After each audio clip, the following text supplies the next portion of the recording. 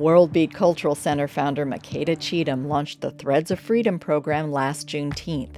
It uses quilts to teach and to bring people together. So much fun. We had tons of, sewing machines and kids learning this. And then we were so blessed with Kim coming and teaching the kids too. So last year, I volunteered but also helped with the creation of the community quilt. And that was the beginning of Threads of Freedom. Kim Valentine Lane is now director of Threads of Freedom. She's a quilter who loves discussing the art, craft, and history of quilt making. You can see the variations of colors because quilts were made from scraps. African Americans made quilts from cotton sacks, flour sacks, old clothes. And this is also hand stitched. That is how my maternal grandmother and those before her made the quilts. Threads of Freedom strives to connect the past to the present. Because many of us saw our grandmothers or great-grandmothers making the quilts, and we felt so special and loved because this is something from their home. That's why Lane encouraged Cheatom to bring in a family heirloom. She said, bring that quilt out. I go, but it's all tattered. But it tells a story, and it makes me proud. So we want everybody to come out and learn how to make quilts again.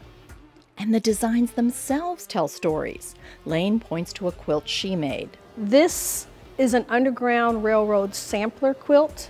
She refers to the pattern squares as codes for those using the Underground Railroad. Each of these blocks are a code to relay to the slaves that were in their journey what to expect next. It was taking a journey from slavery to freedom. And in taking that journey, quilt blocks were the road maps. I made this quilt. This is a history book. You can break it down by the color. You could break it down by the fabric. You could break it down by the design. While Lane's quilts and the exhibit reflect a deep connection to Black history, some scholars question whether Underground Railroad quilts and their secret codes actually existed. The quilt code theory was introduced in a 1999 book called Hidden in Plain View, which referenced a single story passed down to one of the authors. When it was published, it created this frenzy, which in some way was good because it got folks looking at quilts made by Black folk. Tracy Vaughn Manley is a quilter and an assistant professor in the Department of Black Studies at Northwestern University. On its surface, it's quite a captivating story that there were these ways in which those who were attempting to escape enslavement had these codes, this unspoken thing, and that were leading them to freedom. It's a real feel-good, triumphant story. I'm not going to fully assert that it is not true, but up until this point, major historians who've devoted their life's work to studying every aspect of enslaved life in America can find no evidence. And then there's the question of materials.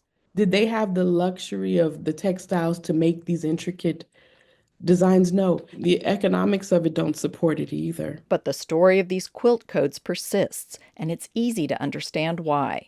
Those who have ancestors who directly suffered at that time, that generations of their families suffered, to say that someone had a quilt out that lent to their potential escape from this, or that there was some agency.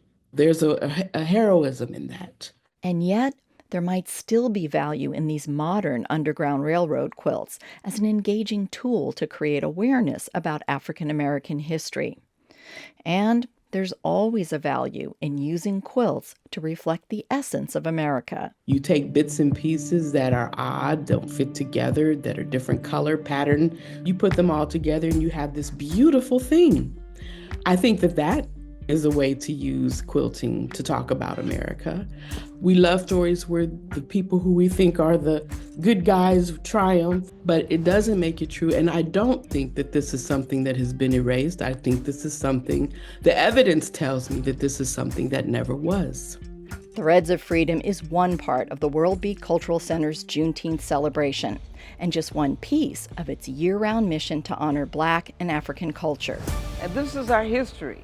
So we all gotta be a part of keeping our history because it is being erased. So places like the WorldBeat Cultural Center are keeping our culture, and we're telling the story. Beth Accomando, KPBS News.